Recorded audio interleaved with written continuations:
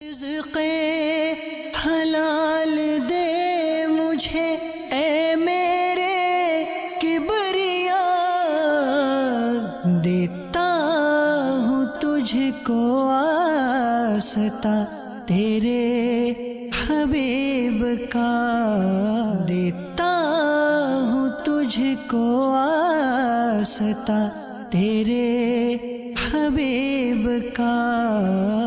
الحمدللہ رب العالمین والصلاة والسلام علی سیدنا الانبیاء والمرسلین، اما بعد فاعوذ باللہ من الشیطان الرجیم، بسم اللہ الرحمن الرحیم۔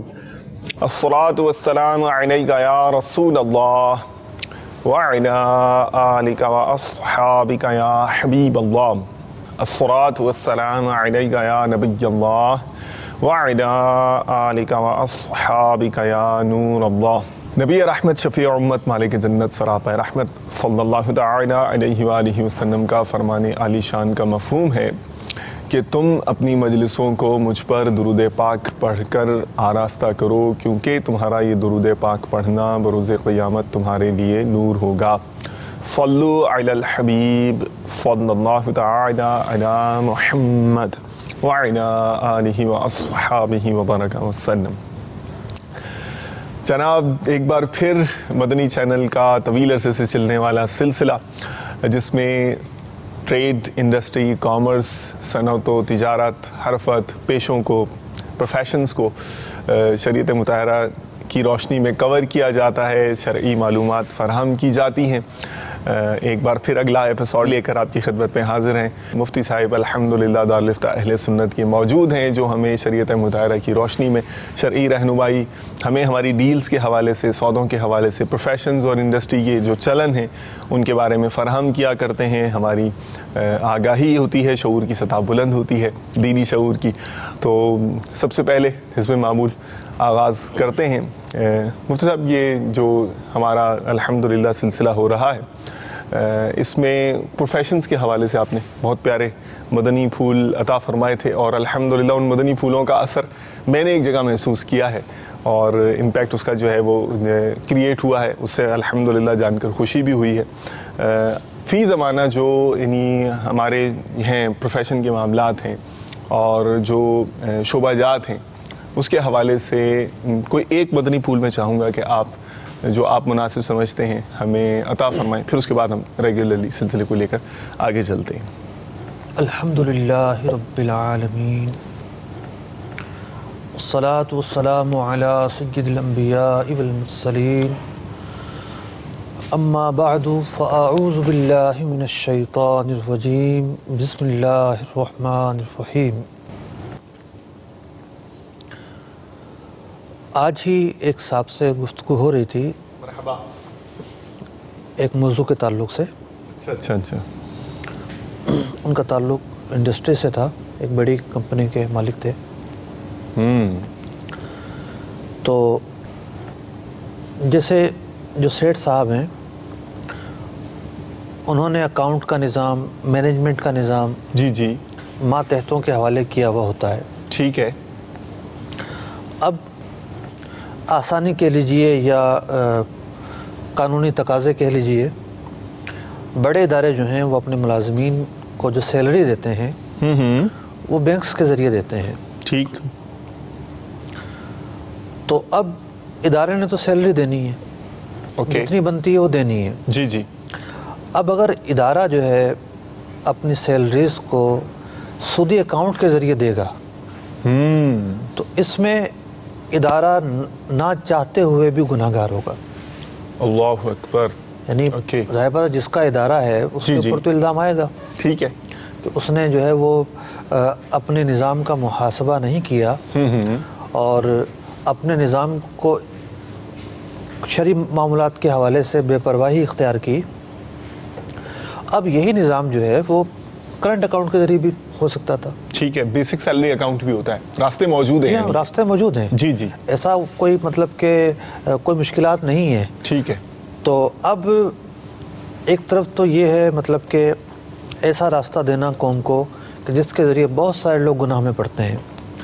پھر بعض وہ لوگ ہوتے ہیں کہ جو بچنا چاہتے ہیں، لیکن ان کے پاس کوئی راستہ نہیں ہوتا. اوکے. وہ آ کر کہتے ہیں کہ جی میں کیسے بچوں. اب ایک فرد کے لیے مینجمنٹ اس کو مطلب لال جھنڈی دکھا دیتی ہے کہ نہیں جی آپ اکیلے کے لیے اپنا نظام کیسے چینج کریں. صحیح. تو نظام چینج کیا جا سکتا ہے کیونکہ اس سے ادارہ جو ہے وہ منسلک ہے. ادارے کے لیٹر ہیڈ کے بغیر بینک اکاؤنٹ نہیں کھلے گا. نیا اکاؤنٹ کھلنے کے لیے ادارے کا لیٹر ہونا ضروری ہے کہ ہمارے ادارے کا ملازم ہے. صحیح. تو اگر یہی ادارے جو ہیں وہ سودی اکاؤنٹس کے بجائے کرنٹ اکاؤنٹ یا غیر سودی اکاؤنٹ میں اپنا نظام لے کر آئیں تو یہ ایک ایسے گناہ سے بچ سکتے ہیں جس سے اس ادارے کا کوئی مالی فائدہ بھی نہیں ہو رہا. اللہ اکبر. بہت صرف ایک بے توجہ ہی ہے, مطلب کم علمی اور کم علمی اور شیطان کے دھوکے میں آ کر وہ ایک یعنی گناہ بے لذت کہہ سکتے ہیں مفتی صاحب اس کو. بلا شبہ. جی, اللہ تعالیٰ آپ کو جزائے خیر عطا فرمائے. میں چاہوں گا اس موقع پر ہم کال شامل کریں ہمارے مدنی چینل کے ناظرین کی. جی 2 کالز ہم پہلے اسپیل میں لیں گے اور پھر شرعی رہنمائی لے کر آگے بڑھ جائیں گے انشاءاللہ. صلو علی الحبیب صلی اللہ تعالی علی محمد وعلی آلہ واصحابہ وبارک وسلم. السلام علیکم ورحمۃ اللہ وبرکاتہ. وعلیکم السلام ورحمۃ اللہ وبرکاتہ. راشد عوان لاہور سے بول رہا ہوں. میرا چاول کا بزنس ہے. چاول کے بزنس میں ہم لوگ جو سب سے اعلیٰ چاول ہے اس میں اگر خود سے تھوڑا سا نارمل کوالٹی والا چاول اگر اس میں ملا کر ہم بیچتے ہیں تو کیا یہ ہمارے لیے جائز ہوگا؟ کیونکہ جو ہم دیتے ہیں وہ کسٹمر کے سامنے ہوتا ہے, جو ہم مکس کر کے ان کو دیتے ہیں ان کا ریٹ بھی بتا دیتے ہیں کہ یہ ریٹ ہے اس کا. میرا رہنمائی فرما دیجیے گا. ٹھیک ہے, ابھی پوچھ لیتے ہیں جناب. Next please. السلام علیکم ورحمۃ اللہ وبرکاتہ. وعلیکم السلام ورحمۃ اللہ وبرکاتہ. میں لال محمد اتاری پیر کو سوئی بلوچستان سے بول رہا ہوں. میرا سوال ہے کہ ایک موٹر سائیکل بائک ہم 70,000 میں خریدتے ہیں اور اس کو 3 مہینے کی قسط میں 1 لاکھ میں دیتے ہیں اور اسی دن یا دوسرے دن ہم اس سے 70,000 یا 60,000 سے لیں تو وہ لینا کیسا؟ السلام علیکم ورحمۃ اللہ وبرکاتہ. وعلیکم السلام ورحمۃ اللہ وبرکاتہ. سب سے پہلے ہم پہلے سوال کی طرف چلتے ہیں جو رائس والا تھا, چاول والا, اور سب سے سپریم کوالٹی اور ایک جو نارمل کوالٹی کا چاول ملا کر دینے والا جو سودا ہے, ڈیل ہے, اس کے بارے میں سب کیا فرماتے ہیں اور کیا ڈائنامکس ہیں مارکیٹ میں, بازار میں ہو کیا رہا ہے؟ دیکھیے خریدار جو ہے وہ کئی طرح کے ہوتے ہیں. ایک تو خریدار ہے ہول سیلر, مطلب ایک ہول سیلر جو ہے وہ بروکروں کے ذریعے کسی پارٹی سے مال خریدتا ہے, اس کو باہر بھیجنا ہے یا بڑے پیمانے پہ کام کرنا ہے. تو وہ جو ہول سیلر ہے اس کے دیکھنے اور پرکھنے کا معیار اور ہوگا, اس سطح پہ جو عرف ہے وہ اور ہوگا. ٹھیک ہے. ایک یہ ہے کہ ریٹیلر ہول سیلر سے خریدتا ہے, اس کے دیکھنے اور پرکھنے کا معیار اور ہوگا. اور ایک یہ ہے کہ ایک عام آدمی ریٹیلر دکاندار سے کوئی چیز خریدتا ہے. تو یہ جو 3 چیزیں ہیں ان کے معیارات جو ہیں وہ الگ الگ ہیں. تو اب جو ہول سیلر ہے وہ بڑی ہی باریک بینی سے دیکھے گا. ٹھیک ہے. اور اس کا جو ڈیل کرنا ہے, مثال کے طور پر باہر مال بھیج رہا ہے تو ایکسپورٹ کوالٹی جو ہے وہ ایک الگ چیز ہوتی ہے. صحیح. وہ تو ایک پاؤ کی مکسنگ پر بھی اسے اعتراض ہوگا. اسی طریقے سے اگر کوئی ریٹیلر جو ہے وہ ہول سیلر سے خرید رہا ہے, صحیح, تو اب پروڈکٹ کا کوئی بھی نام رکھا جائے. رائس میں یہ ہے کہ ہر دکاندار اپنی پروڈکٹ لے کر آتا ہے تو دیکھا ہی جائے گا کہ اس قیمت کے اندر جو چیز دی جا رہی ہے ان دکانداروں کے اندر کتنی مکسنگ کی گنجائش ہے اور کتنی کی گنجائش نہیں ہے. ٹھیک. اور جو آپ کر رہے ہیں وہ عرف کے مطابق ہے یا عرف سے زیادہ ہے. تیسرا ایک عام گاہک جب ریٹیلر سے مال خریدتا ہے تو میں سمجھتا ہوں کہ وہ اس بات کو دیکھتا ہے کہ چاول جو ہے وہ پھولتا ہے کہ نہیں, کتنا لمبا ہوتا ہے, اس کی خوشبو کیسی ہے. مکسنگ کے تعلق سے اسے کوئی اندازہ ہی نہیں ہوتا کہ اس کے اندر دانے ملائے بھی جاتے ہیں نہیں ملائے جاتے. تو وہاں اس طرح کی کوئی سراحت کی بھی نہیں جاتی. مطلب وہ بالکل اگنورنٹ ہوتا ہے, اس کو نہیں پتا کہ اس مارکیٹ کا چلن کیا ہے جی, یا یہ کیا ہوتا ہے. وہ تو اس کو جو بول دیا وہ تو سرفیس ویلیو پہ جج کر لے گا اس کو. جہاں ریٹیلر کے معاملات ہیں وہاں تو عرف کو فالو کرنا ضروری ہے. اوکے. مطلب کہ ریٹیل کے اندر ایک ایک گاہک کو تو وہ بتانے سے رہے صحیح کہ یہ اس طرح کا مال ہے, یہ ہے, یہ ہے. چاول کو عام لوگ تو یہ سمجھتے ہیں کہ یہ گندم کی طرح ایک عام سی چیز ہے, صحیح, لیکن اس میں جو پروڈکٹس ہیں, جو ہے وہ ورائٹیز ہیں, مکس کر کے جو کچھ لایا جاتا ہے, ایک عام کسٹمر کو نہیں آئیڈیا ہوتا, اس کا آئیڈیا نہیں ہوتا, توجہ نہیں ہوتی. تو ایسے حالات میں اس سے تجاوز کرنا جائز نہیں ہے. ٹھیک ہے, یعنی جو عام طور پر ہوتا ہے اس کے دائرۂ کار میں سب رہ سکتے ہیں. دیکھیں باہر قدم نکالیں گے تو باہر قدم نکالیں گے صحیح نہیں ہوگا. ایک تو یہ ہے کہ مثال کے طور پر کرنل باسمتی جو ہے وہ کس نے نام وہ چاول ہیں, تو جنس کا نام ہے. جی. اب کوئی شخص جو ہے وہ 150 سے لے کے 200 تک اس کے ریٹ چلتے ہیں. صحیح. وہ 180 روپے خرچ کرتا ہے. اب 180 روپے خرچ کر کے بھی آدھا مال اس میں ٹوٹا ہو تو یہ عرف کے خلاف ہوگا. اوکے. اور یہ بھی نہیں ہے کہ جناب چاول اور سارا ثابت دانہ ہو, ایکسپورٹ کوالٹی اور لوکل میں فرق تو ہوگا نا. ٹھیک ہے. تو مکسنگ بعض اوقات ہوتی ہے ان چیزوں کے اندر, لیکن وہ اتنی ہونی چاہیے کہ اتنا عرف ہے. بہت خوب. اور ایسا ہر جگہ نہیں ہے کہ گاہک کے سامنے جو ہے وہ بوری رکھی ہوئی ہے, صحیح, پہلے وہ دیکھے گا اور پھر لے گا, کیونکہ سپر اسٹورز میں تو شاید ایسا ممکن ہو, اور اس میں بھی پیکنگ ہوتی ہے سپر اسٹورز کے اندر بھی, بوریاں تو وہاں بھی نہیں ہوتی. جی. لیکن عام طور پر یہ ہوتا ہے کہ کاؤنٹر ہوتا ہے, کاؤنٹر کے پیچھے جو ہے وہ سب چیزیں ہوتی ہیں. صحیح. تو گاہک خریداری سے پہلے اندازہ نہیں لگا پائے گا, گھر پہ جا کے اس کو جو ہے وہ اندازہ لگانا پڑے گا. اب تو ایک نیا ٹرینڈ چلا ہے. اچھا, وہ کیا؟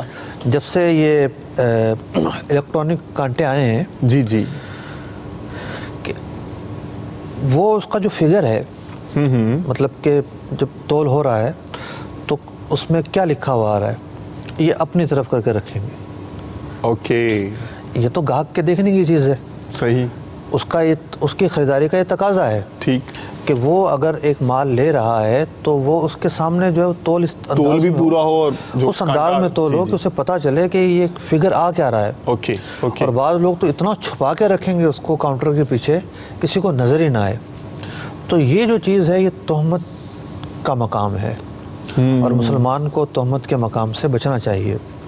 یعنی اس پر الزام آ سکتا ہے, الزام آ سکتا ہے کہ ہو سکتا ہے کم تول رہا ہو, کیا ہو سکتا ہے کم, ہو سکتا ہے ساتھ میں جو ہے وہ کچھ اور ملا رہا ہو. جی. تو یہ تہمت کی جگہ تو ہے. ٹھیک ہے. اس لیے ایسا ہونا چاہیے کہ گاہک کو جو ہے بعض تراؤ جیسے ہوتے ہیں اس میں دونوں طرف لکھا ہوا آ رہا ہوتا ہے. جی ہاں. تو گاہک بھی پڑھ لیتا ہے, وہ دکاندار بھی پڑھ لیتا ہے, لیکن ہر تراؤ ایسا نہیں ہوتا. ٹھیک, جزاک اللہ خیر. مجھ صاحب یہ جو موٹر سائیکل والا سوال تھا سوئی بلوچستان سے, اس کے بارے میں آپ کیا مدنی پھول ارشاد فرماتے ہیں؟ میرا خیال سے یہ جو ہے وہ وقتی طور پر پیسے لینے کی صورت ہے. ایک شخص ہے, یعنی ان کا مقصود کاروبار نہیں ہے. صحیح. ایک شخص کو 1 لاکھ روپے کی ضرورت ہے. اوکے. یا جو کہہ رہے 70,000 کی ضرورت ہے. تو وہ موٹر سائیکل والے کے پاس آتا ہے کہ جی تم مجھے موٹر سائیکل بیچ دو. صحیح. 3 مہینے کی ادھار پر 1 لاکھ روپے میں. 1 لاکھ روپے میں. ٹھیک ہے. اور وہ 1 لاکھ روپے میں بیچ دیتا ہے. صحیح. اب سوال یہ پیدا ہوتا ہے کہ پیسوں کی ضرورت کسے تھی؟ اوکے. دکاندار کو تھی یا گاہک کو تھی؟ گاہک کو تھی. جو ہمارے سائل نے سوال پوچھا ہے اس کے حساب سے لگ رہا ہے کہ پیسوں کی ضرورت دکاندار کو ہے. لیکن اگر پیسوں کی ضرورت دکاندار کو ہے تو وہ 1 لاکھ روپے کی چیز کیوں خریدے گا؟ ٹھیک ہے. تو سوال کرنے میں ایسا لگتا ہے کہ کوئی غلطی ہوئی ہے ان سے. ٹھیک. یہ ممکن ہے ایسا ہو کہ 70,000 کی چیز ہو, 50,000 کی وہ خرید رہا ہو. ہاں, 70,000 کی چیز اور 50,000 کی خرید رہا ہو تو سمجھ میں آتا ہے. تو سوال جس انداز میں کیا گیا ہے نا, تو ایسا کیوں ہوتا ہے یہ کوئی واضح نہیں ہو رہا. سچویشن واضح نہیں ہے, اور یہ بھی الحمدللہ دارالفتاء اہل سنت کی احتیاط ہے کہ چونکہ شرعی رہنمائی کرنی ہے تو معاملہ بالکل ریفائن ہو کر سامنے آئے تاکہ حکم شریعت صحیح طرح سے بیان کیا جا سکے, اللہ تبارک و تعالیٰ کی رضا کے حصول کے لیے عمل کیا جا سکے. 2 سوال اور شامل کرتے ہیں اور پھر آگے بڑھتے ہیں. جناب تاری چوکی سے عرض کر رہا ہوں. لبیک. ہمارا اکثر کام میں، یہ میں اسکریپ کا کام کر رہا ہوں، ہمارے کام میں یہ ہوتا ہے کہ کسی فیکٹری سے اگر ہم اسکریپ اٹھاتے ہیں تو ایسے ممکن نہیں ہوتا، تو کوئی فیکٹری کا مینیجر وغیرہ ہمارے ساتھ مل کے وہ ہمیں اسکریپ دلاتا ہے اور ہم اس سے جب اسکریپ لیتے ہیں تو فیکٹری کو ہم پوری رقم ادا کرتے ہیں اور مینیجر سے یہ بات ہوتی ہے کہ جو پروفٹ ہوگا اس سے آدھا حصہ ہمارا ہے اور آدھا حصہ آپ کو دیں گے. کیا یہ پروفٹ کا آدھا حصہ اس کو دینا جائز ہے یا نہیں؟ اوکے چلیں، سچویشن ملتی جلتی بھی ہے اور ڈفرینٹ بھی ہے. پوچھتے ہیں ابھی. Next question please. Muhammad Adeel Attari Bab ul-Madina Karachi سے عرض کر رہا ہوں. مفتی صاحب کی بارگاہ میں سوال یہ ہے کہ ہم کمپنی میں مال دیتے ہیں، ہمیں آرڈر مل جاتا ہے کہ اتنا کلو مال ہمیں بھیج دیجیے، تو ہم ایڈوانس پیمنٹ بھی دیتے ہیں کہ ہمیں جب چیک مل جاتا ہے تو اس کے 2 دن بعد ہم ان کو مال دیتے ہیں، تو ایسا کرنا کیسا ہے؟ برائے کرم رہنمائی فرما دیجیے. جزاکم اللہ خیرہ. السلام علیکم ورحمۃ اللہ وبرکاتہ. وعلیکم السلام ورحمۃ اللہ وبرکاتہ. جی ہب چوکی سے سوال تھا. اسکریپ کا کام کرتے ہیں اور کسی فیکٹری سے اسکریپ اٹھانا ہے تو مینیجر سے یا کسی بھی مراقب سپروائزر ٹائپ اسلامی بھائی سے، بندے سے یہ ڈیل ہوتی ہے کہ بھائی اسکریپ نکلے گا، بیچیں گے، آدھا تمہارا پروفٹ آدھا ہمارا.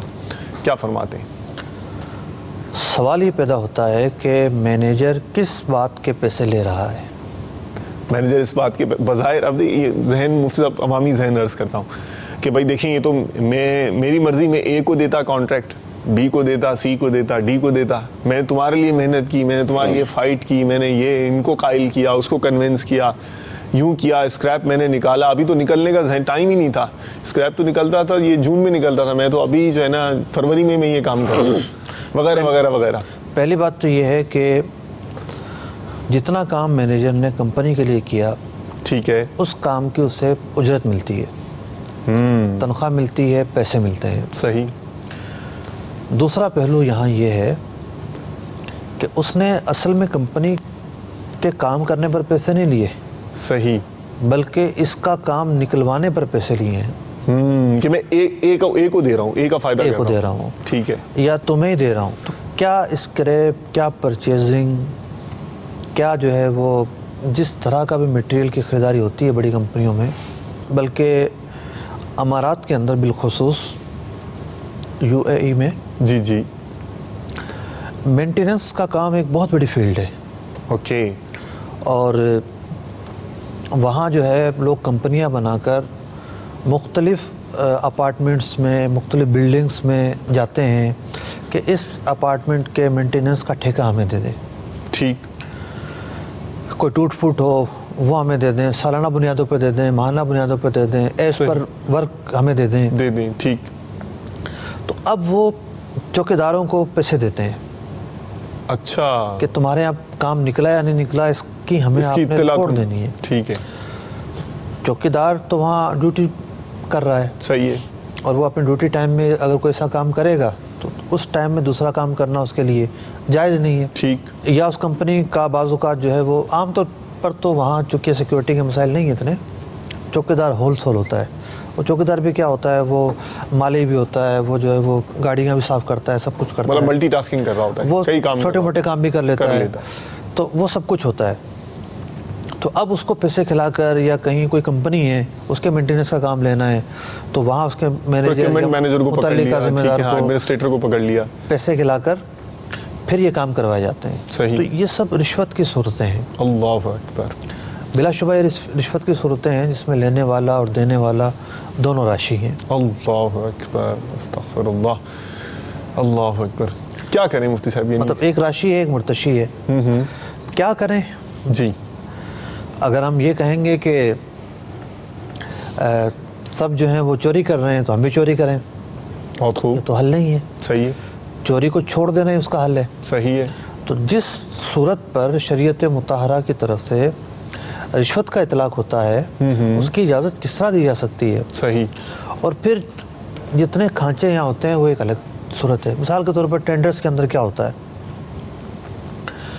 مطلب کیا ٹینڈرز کے اندر رشوت نہ ہو، اللہ، شاذ و نادر ایسا ہوگا جو حالات لوگوں کے ٹھیکیداری نظام کے اندر ٹینڈر عام طور پر ہوتے ہیں، صحیح، یا جو ہے وہ بعض کمپنیاں جو ہے وہ خاص کر جو حکومتی کمپنیاں ہوتی ہیں وہ اس بات کی پابند ہوتی ہیں کہ آپ 4-5 پارٹیوں سے آفر لینے کے بعد پھر کسی ایک کو پاس کریں گے، صحیح، ایز پر معیار جو رول ہوگا اور جو رولز ہوگا اس کے حساب اس کو فالو کرتے ہوئے کریں گے۔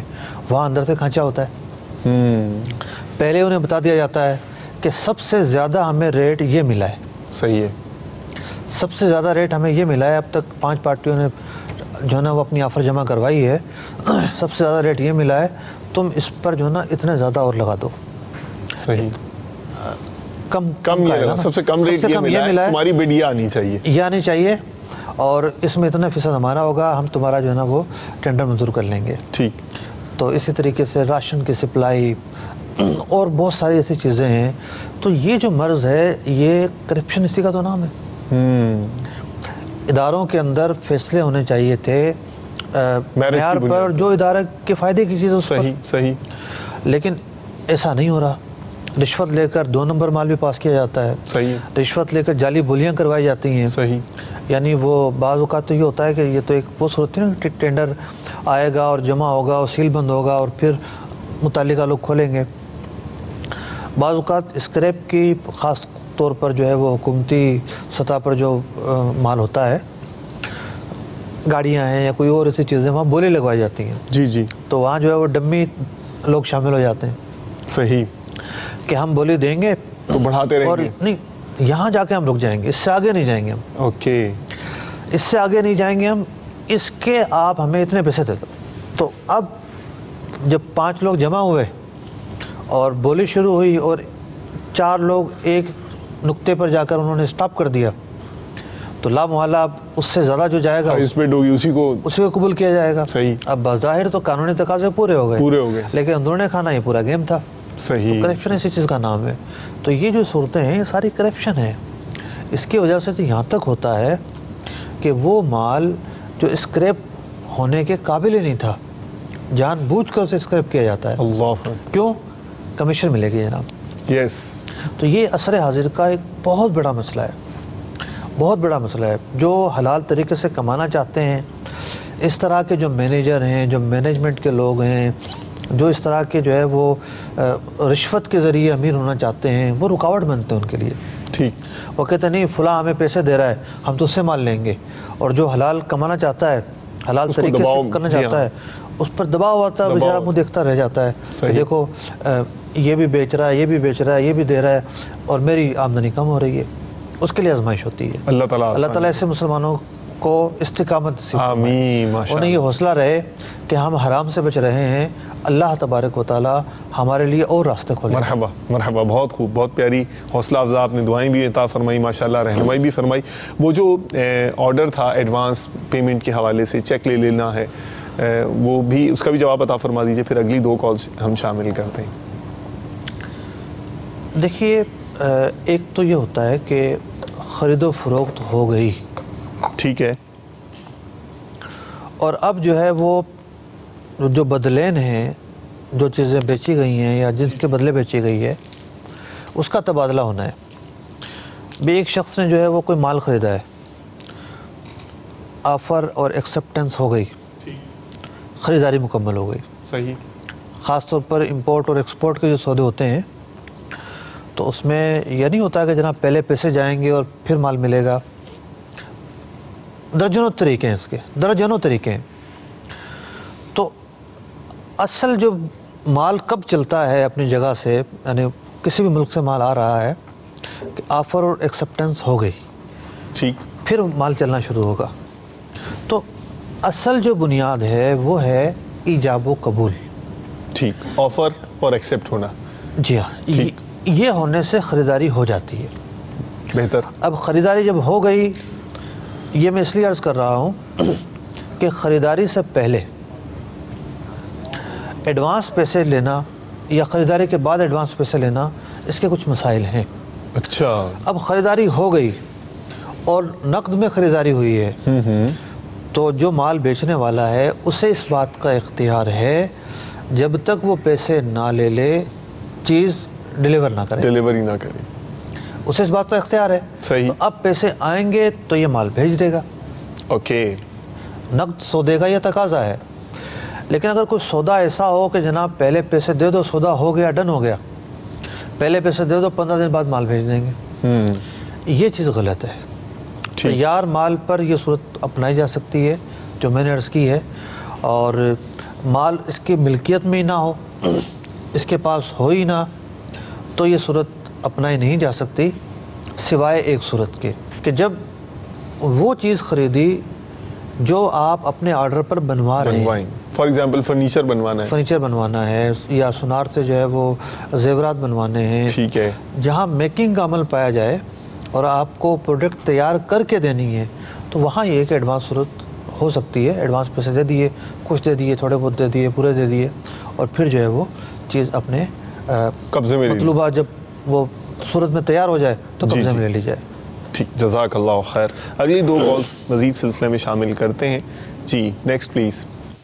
محمد عرفان اتاری UK. حضور میرا سوال یہ ہے کہ ہم سامان لیتے ہیں اور ہوتا پالٹس میں وہ پاک ہوتا ہے، اب دیکھ نہیں سکتے. اب جب لے کے ہم آتے ہیں تو اس میں سے کوئی چیز اس کی قیمت سے 5 گنا یا 50 گنا زیادہ کی ہوتی ہے، تو اب اس طرح سے لینا، خرید و فروخت کرنا، کیا اس طرح سے جائز ہے؟ Okay, next question please, the last one. میرا سوال تھا مجھ سب سے، گاہک ہمارے پاس سامان بیچ کے چلے جاتا ہے، وہ پرانا سامان ہم اس کو ریفریش کر کے دوبارہ گاہک کو سیل کر دیتے ہیں. اس صورت کے اندر وہ سامان گاہک کو پتہ نہیں ہوتا ہے کہ یہ نیا ہے پرانا ہے، وہ نئے کی قیمت دے کر خرید کر لے جاتا ہے. کیا وہ نئے میں بیچنا ہمارے لیے جائز ہے؟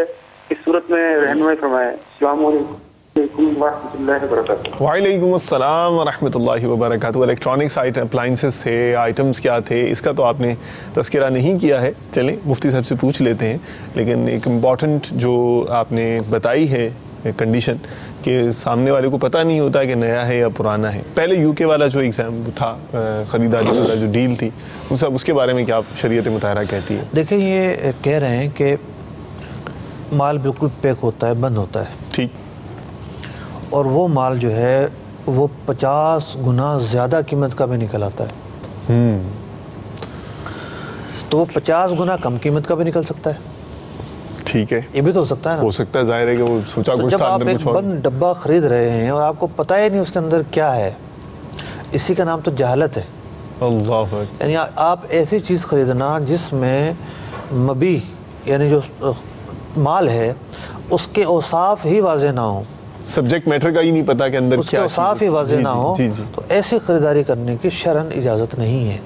اس طرح کی نا علمی اور جہالت اور کنفیوژن ہونا اس مال کے حوالے سے یہ خرید و فروخت کو فاسد کر دیتا ہے. ایسی خریداری نہیں کی جا سکتی. ٹھیک. جو نیکسٹ کویشچن تھا مفتی صاحب کہ مال کا انہوں نے تذکرہ کیا، پرانا مال اٹھایا جاتا ہے، اسے پھر فرنشڈ کر دیا جاتا ہے، اب ریفربشڈ کیا جاتا ہے. اپلائنسز بھی ہوتی ہیں، موبائلز یا سیل فون، اسمارٹ فونز بھی ہو سکتے ہیں، یا کوئی اور بھی کوئی فیلڈ ہوتی ہوگی جس میں پرانا مال کو نیا کر دیا جاتا ہوگا. پھر جب سیل آؤٹ کیا جاتا ہے تو شاید وہ اتنا نیا ہو جاتا ہوگا، ایسی اس کی ظاہری صورت ہو جاتی ہوگی کہ کسٹمر کو پتہ نہیں چلتا ہوگا کہ یہ نیا ہے یا پرانا ہے. ظاہری ماہر آدمی شاید دیکھ کے پہچانے.